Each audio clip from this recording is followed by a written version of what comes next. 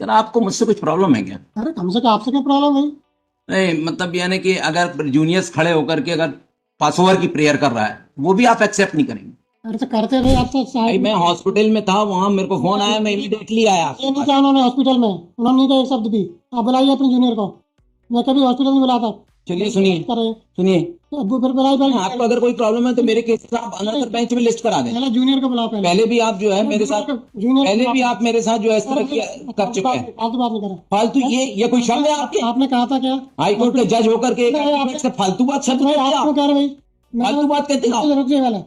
ये कोई डिग्निटी है हाई कोर्ट के? आपने कहा था मैं फालतू बात की आप बताइए। फालतू बात कैसे आराम से बात क्यों कर रहे हैं? आपने फिर वहां कहा आपने फालतू बात। फालतू नहीं ये कर कोई रहे। फालतू बातें होती ये क्या बोला? हाई कोर्ट में? कोई फालतू बातें होती है क्या?